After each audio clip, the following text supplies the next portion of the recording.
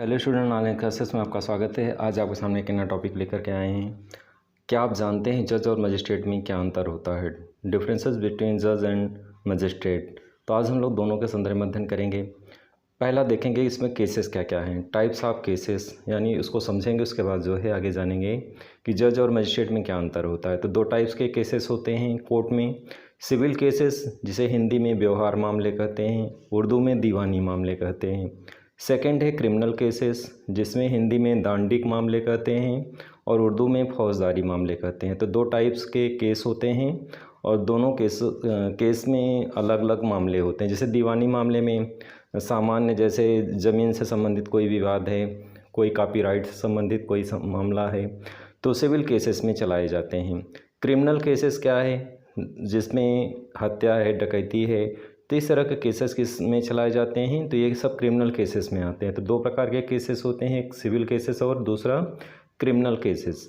Civil cases में जिसे व्यवहार मामले कहते हैं, ऐसे मामले जिनमें अधिकार, अनुतोष या क्षतिपूर्ति की मांग की गई है।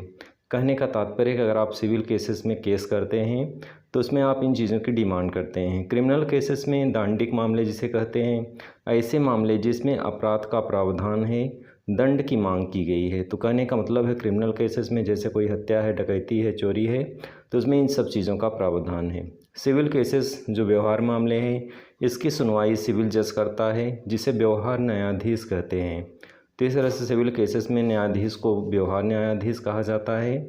क्रिमिनल केसेस में दांडिक मामले हैं, इस मामले की सुनवाई दंडाधिकारी यानी मजिस्ट्रेट करता है। तो इस तरह से क्रिमिनल केसेस की सुनवाई मजिस्ट्रेट करता है और सिविल केसेस की सुनवाई जज करता है। तो ये बेसिक अंतर है दोनों में कि क्रिमिनल केसेस की सुनवाई मजिस्ट्रेट करता है और सिविल केसेस की सुनवाई जज करता है। तो दोनों ये बेसिक अंतर हैं, इन चीज़ों को जानते रहें कि सिविल और क्रिमिनल केसेस में क्या अंतर होता है।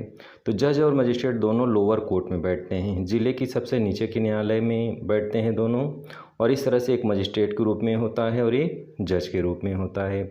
जज जो होता है वो सिविल केसेस को सुनवाई करता है, मजिस्ट्रेट जो होता है वो क्रिमिनल केसेस की सुनवाई करता है। ज़िला स्तर में दो प्रकार के न्यायालय होते हैं, ज़िला न्यायालय और सत्र न्यायालय होते हैं। तो ये ज़िला डिस्ट्रिक्ट लेवल के केसेस हैं।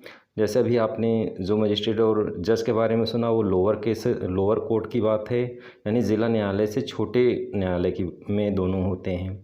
ज़िला न्यायालय में सिविल केसेस की सुनवाई होती है और सत्र न्यायालय में क्रिमिनल केसेस की सुनवाई होती है। तो डिस्ट्रिक्ट लेवल पे दो प्रकार के न्यायालय होते हैं, ज़िला न्यायालय और सत्र न्यायालय।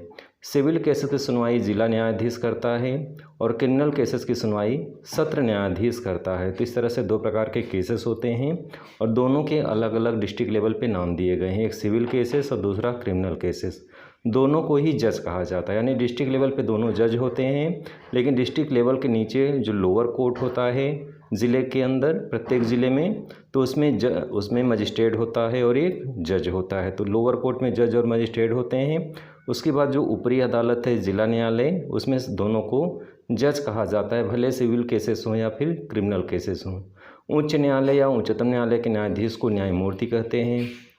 तो वहाँ पे न्यायाधीश को न्यायमूर्ति के रूप में प्रतिष्ठापित किया गया है। तो इस तरह से न्यायमूर्ति शब्दावली अगर आती है तो किसके लिए आती है? उच्च न्यायालय के न्यायाधीश के लिए और उच्चतम न्यायालय के न्यायाधीश के लिए।